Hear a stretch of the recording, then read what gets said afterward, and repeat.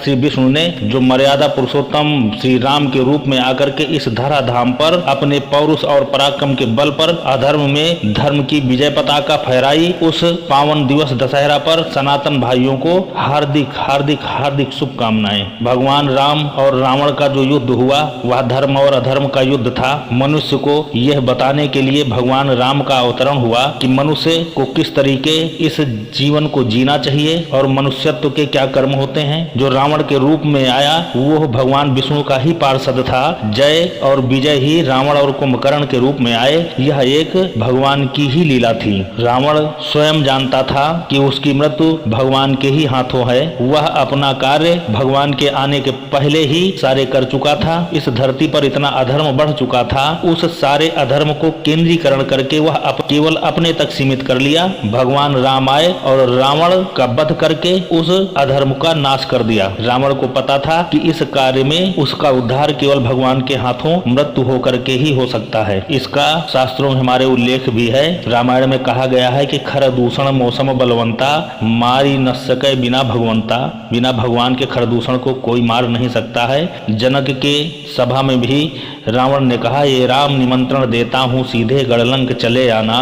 वहां पर रावण भगवान राम को निमंत्रित करके आता है कि आप लंका आना और हमारा उद्धार करना। यह केवल मैंने इसलिए बताया कि रावण भगवान के लीला का ही एक अंश है और रावण कोई साधारण नहीं था। चलत दशानन डोलत अवनी, गर्जत गर्भ श्रवही सुर रवनी। रावण आवत देख सकोहा, देवन छिपही मेर गिरु खोहा। पुनि पुनि सिंहनाद करि भारी, देवन देहि गारी पचारी। तो रावण कोई साधारण व्यक्ति नहीं था। भुजबल विश्व बस्य करि, राखे को न स्वतंत्र।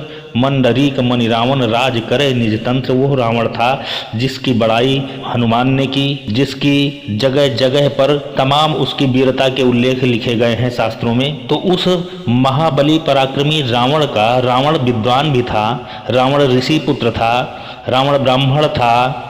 रावण में आपने बुराइयां तो बहुत देखी, लेकिन रावण की अच्छाइयों को भी कभी देखा?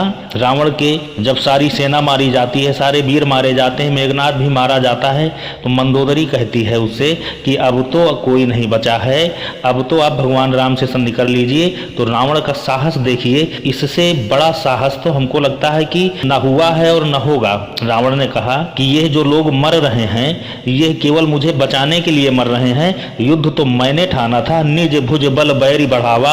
मैंने अपने भुज, अपने बाहुओं के बल से इस बैर को बढ़ाया है। मैं राम से युद्ध करूंगा।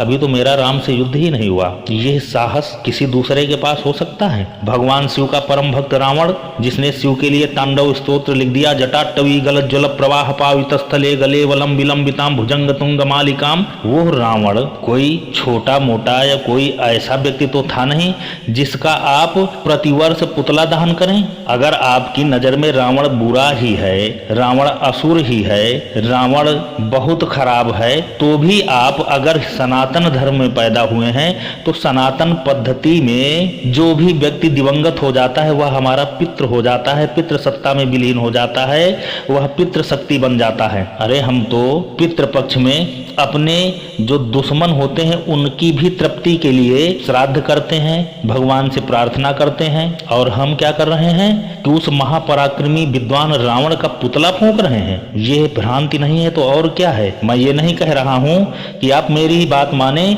लेकिन आप हम जो कह रहे हैं इसका चिंतन जरूर करें कि रावण का क्या पुतला दहन करना उचित है। अगर रावण का पुतला दहन उचित है तो फिर आप अभी नवरात्र के पहले पितृपक्ष जो हुए, पहले पितृपक्ष होता है, इसके बाद ही नवरात्र होते हैं, तो नवरात्र के बाद दशहरा होता है। अभी आपने पितृपक्ष में क्या पितरों के लिए श्राद्ध या पितृकर्म नहीं किए? अगर किए हैं तो आपने उसमें ऐसे तमाम जो लोग हैं जिनको आप जानते भी नहीं हैं, उन सारे पितरों के तृप्ति के लिए आप भगवान से प्रार्थना कर रहे हैं। ओम ब्रह्मा तृप्यंताम, ओम विष्णु तृप्यंताम, ओम रुद्रस्य तृप्यंताम, ओम प्रजापतिस्य तृप्यंताम, ओम देवास्य तृप्यंताम, ओम छंदास्य तृप्यंताम, ओम वेदास्य तृप्यंताम, ओम ऋषयस्य तृप्यंताम, ओम पुराणाचार्यस्य तृप्यंताम, ओम गंधर्वास्य तृप्यंताम, ओम इतराचार्यस्य तृप्यंताम, ओम संवत्सराः सावस्य तृप्यंताम, ओम देवस्य तृप्यंताम, ओम अप्सरास्य तृप्यंताम, ओम देवानुगास्य तृप्यंताम, ओम नागास्य तृप्यंताम, ओम सागरस्य तृप्यंताम, ओम पर्वतास्य तृप्यंताम, ओम सरितास्य तृप्यंताम, ओम मनुष्यास्य तृप्यंत्याम, ओम यक्षास्य तृप्यंत्याम, ओम रक्षांसि तृप्यंताम, राक्षस आ गए इस पे।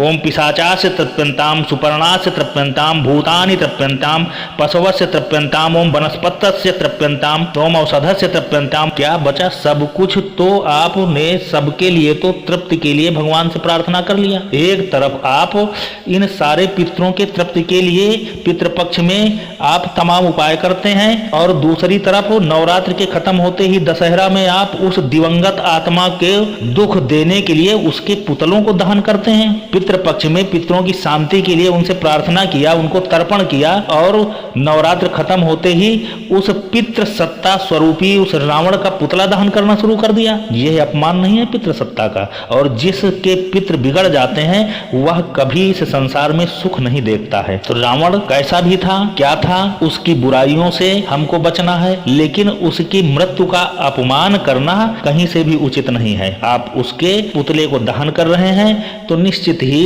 आप पितृ दोष के भागीदार बन रहे हैं। आप रावण के कर्मों से सीख लीजिए, जो कार्य उसने गलत किए उन कार्यों को त्यागिए और भगवान राम का अनुसरण करिए, भगवान राम की शरण में जाइए। लेकिन राम के शरणागत होकर के रावण का पुतला दहन करना यह कतई उचित नहीं है। भगवान राम ने स्वयं रावण के आत्मा की शांति के लिए जब अयोध्या में जाते हैं तो पितृयज्ञ करते हैं। भगवान राम स्वयं लक्ष्मण से कहते हैं कि आप रावण के पास जाकर के कुछ नीतियां सीखिए। वो भगवान राम स्वयं रावण का सम्मान कर रहे हैं, उसके कर्मों का दंड भगवान ने दिया, लेकिन उसके मृत्यु का या उसके पाप मुक्त होने पर फिर उसका अपमान नहीं किया। पता नहीं कब से यह रीति चल गई है। यह रीति वैदिक नहीं है। रावण का पुतला दहन करना यह हमारी शास्त्रों की परंपरा नहीं है। यह वामपंथियों और बीच में विधर्मियों के द्वारा शुरू कराई गई यह प्रथा है। इस प्रथा का त्याग करना ही उचित है, शास्त्रीय पद्धति से भी और सामाजिक